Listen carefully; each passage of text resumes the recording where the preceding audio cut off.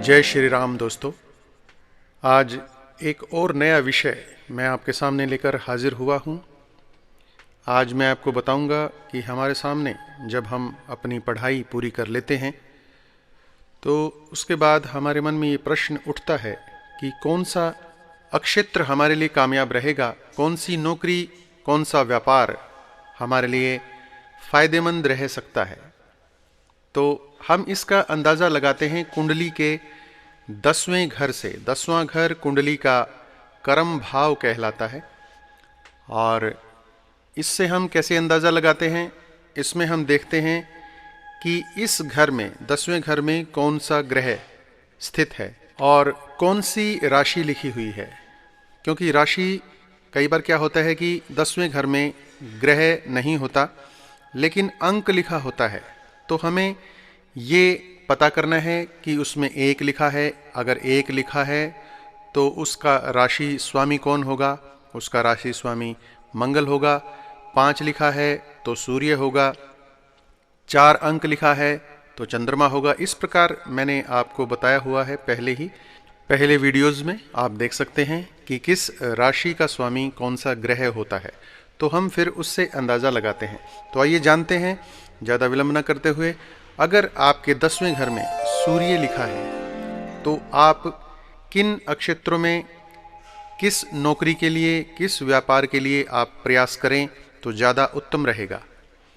अगर सूर्य लिखा है तो हम दवाइयों से संबंधित काम कर सकते हैं, सरकारी नौकरी के लिए हम ट्राई कर सकते हैं, हम सोने का काम कर सकते हैं, ऊनी कपड़ों का काम कर सकते हैं और बिजली से जुड़ा हुआ कोई भी कार्य उसमें आपको सफलता मिल सकती है। आग से संबंधित कोई भी सरकारी जॉब हो या उससे रिलेट करके आप कुछ भी देख सकते हैं, उसमें भी आपको सफलता मिल सकती है। आप मैकेनिक की लाइन में जा सकते हैं। तो इस प्रकार के काम आप कर सकते हैं अगर आपके 10वें घर में सूर्य देव हैं। तो आइए जानते हैं अब अगला ग्रह। और अगला ग्रह अगर आपके 10वें घर में चंद्रमा है तो हमें कौन से नौकरी के लिए, कौन से व्यापार के लिए हमें अगर हम प्रयास करें तो ज़्यादा सफलता हमें मिल सकती है, वो है खेती से जुड़ा हुआ कोई भी कार्य, कोई भी नौकरी और जल से संबंधित जलीय कोई भी आप बहुत काम हैं जल से जुड़े हुए, पानी से जुड़े हुए और दूध से जुड़े हुए।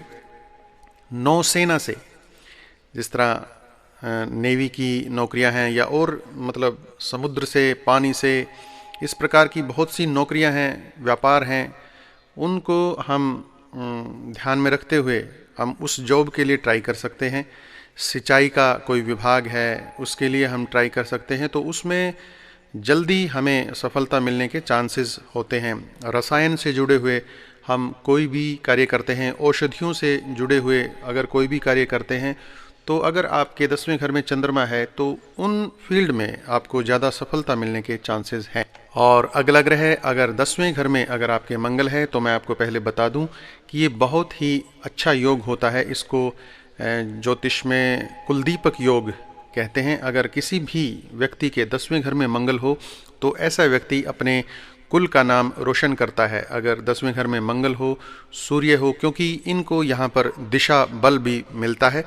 तो हमें किस फील्ड के लिए ट्राई करना चाहिए, किस नौकरी, किस व्यापार के लिए, तो मैं आपको बता दूं अगर आपके 10वें घर में मंगल है तो आप सेना में जाने के लिए ट्राई कर सकते हैं। किसी भी टेस्ट को आप क्लियर कर सकेंगे इजीली। और पुलिस के लिए अगर आप ट्राई करें तो भी आप उसमें ज़्यादा कंफर्ट अपने आप को फील करेंगे। चाहे ड्राइवर से जुड़ी हुई कोई भी, चालक से जुड़ी हुई कोई भी नौकरी है, आप उसके लिए ट्राई कर सकते हैं।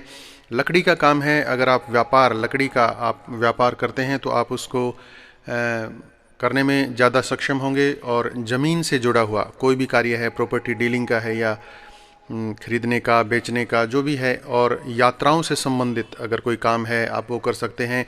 दांतों से संबंधित आप जिस तरह डॉक्टरी लाइन में आप जा सकते हैं।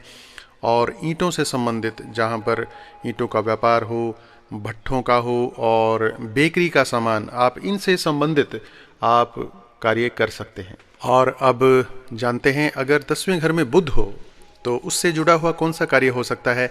अगर बुध हैं तो आप टीचिंग लाइन में जा सकते हैं, प्रोफेसर बन सकते हैं, और आप ज्योतिष सीख सकते हैं, उस क्षेत्र में जाकर आप अपना नाम कमा सकते हैं। आप पत्रकार बन सकते हैं, आप पुस्तकों से संबंधित कोई कार्य कर सकते हैं, आप क्लर्क की पोस्ट के लिए आप ट्राई कर सकते हैं, आप कंप्यूटर का कोई भी फील्ड हो, कोई भी कंपनी हो, या उसमें कुछ भी आप महारत हासिल कर सकते हैं तो वो आपके लिए इजी रहेगा। आप कागज़ से जुड़ा हुआ कोई भी कार्य कर सकते हैं, गायन से जुड़ा हुआ कोई भी कार्य कर सकते हैं, आप एक अच्छे गायक बन सकते हैं, गायकी के क्षेत्र में अपना नाम कमा सकते हैं।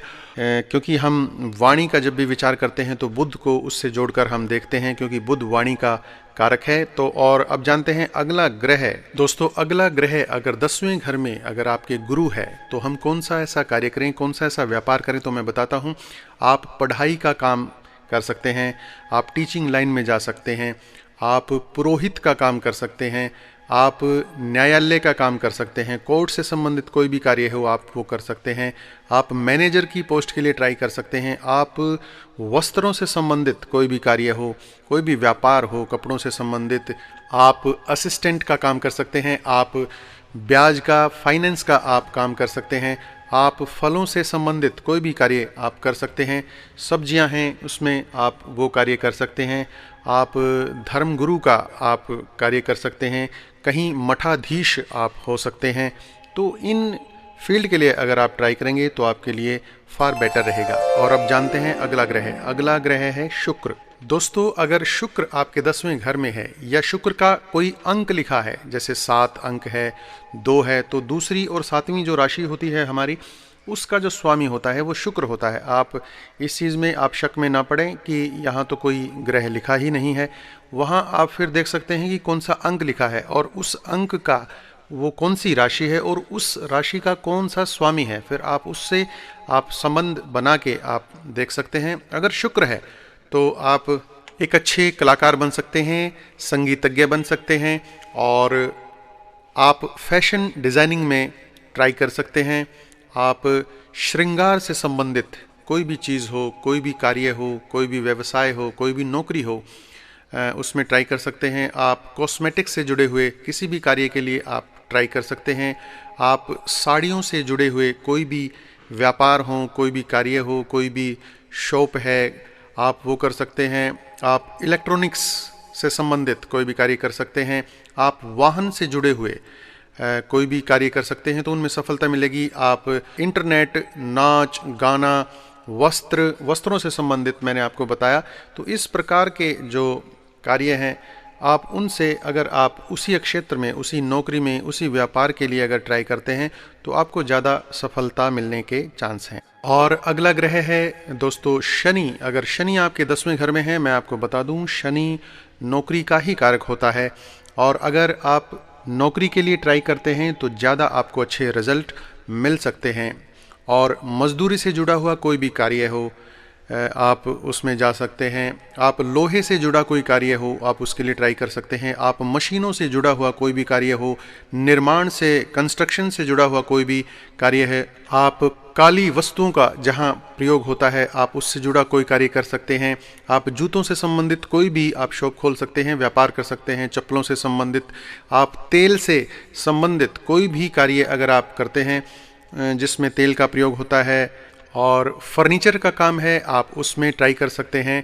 और आप कोयले का काम आप कर सकते हैं। ज़मीन से नीचे की कोई भी चीज़ है, आप माइनिंग का काम है, उन क्षेत्रों में आपको ज़्यादा सफलता मिलने के चांसेस हैं। और अब मैं बताता हूं, अगर 10वें घर में राहु लिखा है, और दोस्तों मैं एक खास बात और बताता हूं, अगर 10वें घर में राहु है तो शास्त्र कहते हैं कि यहाँ राहु राजयोग कारक होता है। और यहाँ राहु है तो हमें कौन सा कार्य करना चाहिए? हमें कंप्यूटर से संबंधित कोई भी कार्य हो, चाहे किसी ऑफिस का हो, चाहे पर्सनल हो, उसमें हमें सफलता मिलने के ज़्यादा चांसेस हैं। हमें बिजली से संबंधित, मशीनों से संबंधित कोई भी कार्य हो, हमें वो करना चाहिए।